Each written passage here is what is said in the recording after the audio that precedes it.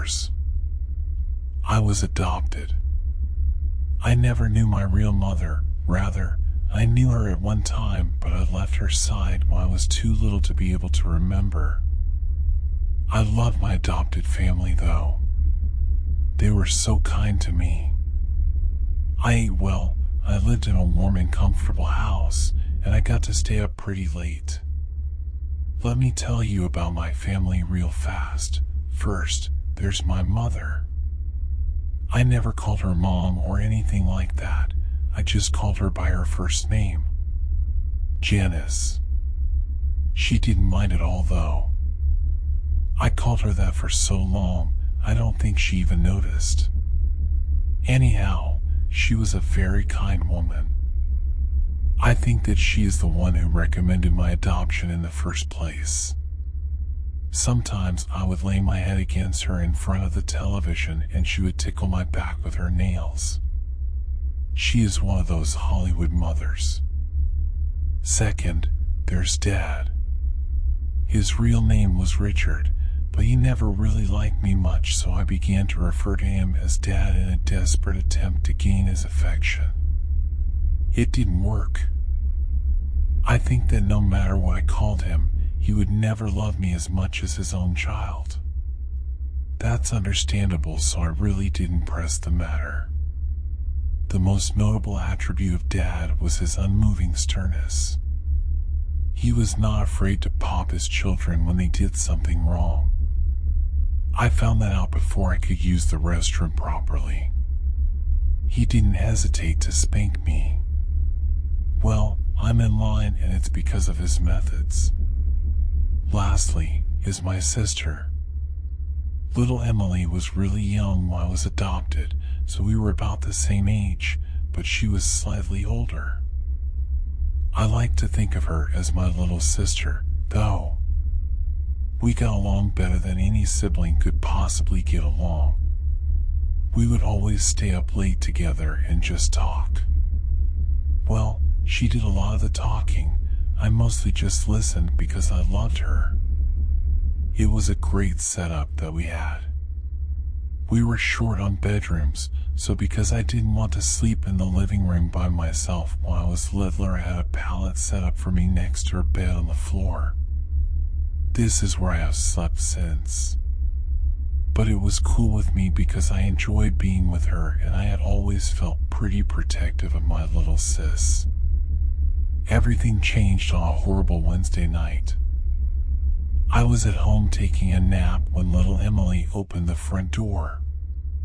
The sound of the door opening pulled me to a state of consciousness, and I walked from the room down the hall to the living room. That's when I first remembered it was Wednesday. I was never any good at keeping track of what day it was. Actually, I'll just go ahead and say it. My sense of time was horrible. But nevertheless, I knew it was Wednesday because Emily had just come home from her church's youth group gathering. She walked in the front door and hugged me, and then was followed in by Dad and Janice. "You have a good nap?" Janice said teasingly as she ruffled up my hair. I just shook my head away and snorted in a manner that clearly expressed that I was teasing back with her. "Don't you snort at your mother like that," said my father gruffly with authority.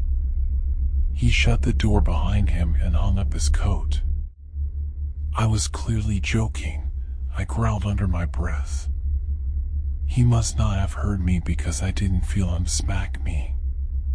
Emily then proceeded to her room and I followed. She started telling me about her day. You know, usual teenage girl stuff. But I listened so that she would feel better.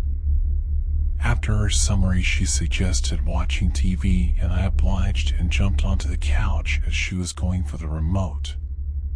She rolled her eyes at my little brother-like immaturity and scooted me over and sat down. The TV turned on and we watched it together until the sun went down. Emily was the kind of girl that instead of watching cartoons and soap operas would rather watch Discovery and Animal Planet and Natural Geographic. I liked those too, so I didn't mind. Actually, those were the only channels that can hold my attention. So it got late and Janice walked up behind the sofa. "Emily, it's past your bedtime. Turn off the television and go to your room." "You too," she pointed at me. Emily turned off the program we were watching grudgingly and stood up. She started down the hallway to our room. As I followed, I couldn't shake the feeling that something wasn't right. We went into our room and Emily turned off the light. Just as she did, I caught a flash of movement out of the corner of my eye. It was out the window, but as soon as I redirected my line of sight to where the window was no longer in my peripheral vision, what it was that I thought I saw was gone. I still remained alert. For my sister's sake. I laid there in the darkness with nothing but the thin ray of light from the street lamp outside to illuminate the room. It wasn't much.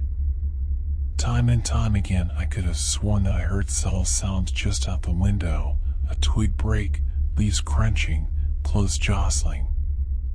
And all the while I could smell a faint stench of sweat and blood. I kept my eyes open most of the night. The sounds outside subsided and the smell left my nose. I began to feel at ease. My eyelids closed. Not long after that, I heard a very loud crash on the other side of the house. I was up in an instant.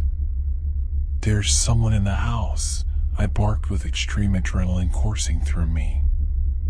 "Wake up," I shrilly pleaded with Emily.